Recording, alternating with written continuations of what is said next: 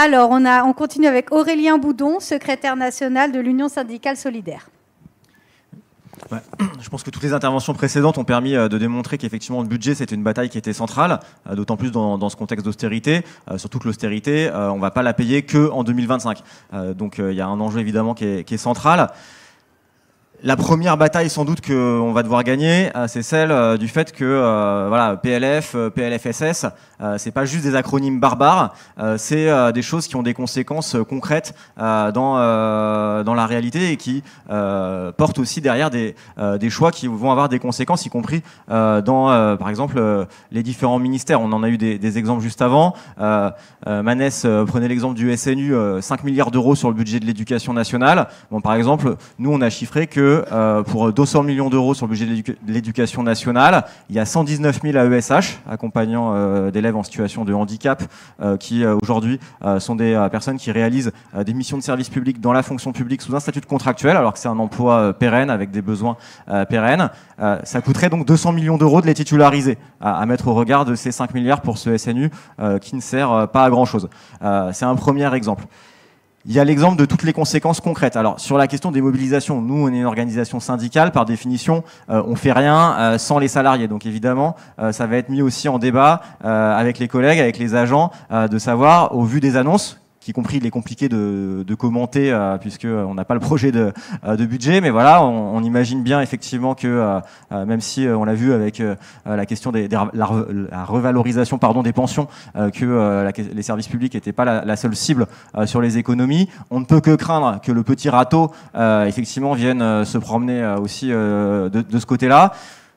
On ne sait pas bien ce qu'il va encore réussir à ratisser parce que si on reprend toujours l'exemple de l'éducation nationale, c'est un des plus gros budgets de l'État, donc voilà. Sur le second degré, par exemple, il y a eu 9000 suppressions de postes depuis la première élection d'Emmanuel Macron, alors que dans le même temps, on gagne 7000 élèves. Donc il y a plus d'élèves, moins d'enseignants. 9000 enseignants dans le second degré en moins, c'est l'équivalent de 166 collèges à peu près en personnel qui sont supprimés voilà, sur les deux quinquennats.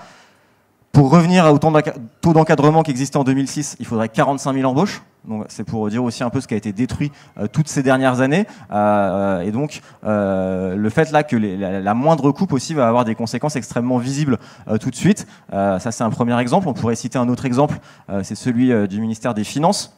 Je le prends aussi parce que on nous dit qu'il va falloir mieux imposer plus, et en même temps, on a des échos qui sont pas forcément très bons en termes d'emploi de ce qui pourrait arriver aussi sur ce ministère. Alors, il paraît que l'intelligence artificielle fait des miracles pour trouver les piscines depuis le ciel, etc. Bon, elle fait pas des miracles pour récupérer les 80 à 100 milliards d'évasion fiscale qui sont chiffrés, chiffre qui est sans doute sous-estimé.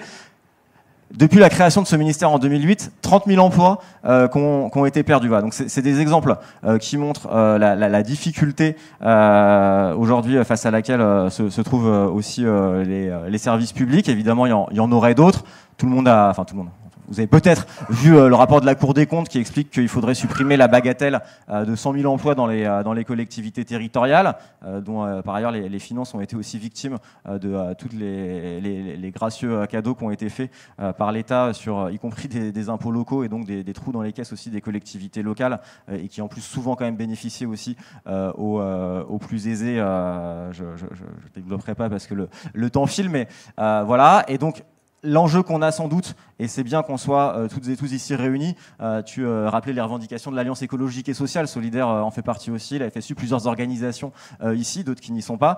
Donc évidemment, on va avoir un travail en commun au niveau de cette alliance qui par ailleurs porte aussi cette revendication de taxation des super profits. Mais il y a évidemment cette nécessité que toutes les luttes qui vont être menées, et en fait il y a énormément de luttes dont en fait derrière c'est évidemment les choix qui sont faits dans le vote du budget, et ces luttes ne luttent que contre des conséquences de ces choix. Effectivement, un enjeu à ce qu'il y ait du soutien et que typiquement des luttes qui puissent être menées parfois dans les services publics ne le soient pas que par les travailleurs et travailleuses de ces services publics.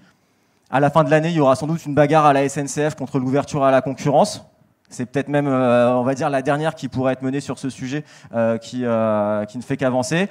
Ça, typiquement, l'ouverture à la concurrence, c'est pas l'affaire que des cheminots et des cheminotes. Et donc, on peut espérer aussi qu'il y ait des collectifs d'usagers et d'usagères. Et d'ailleurs, pas que, parce que finalement, même si on prend jamais le train, on est aussi concerné par ce qui est fait du service public ferroviaire. Et donc, ça, c'est aussi une des perspectives qu'on va avoir de bagarre d'ici la fin de l'année.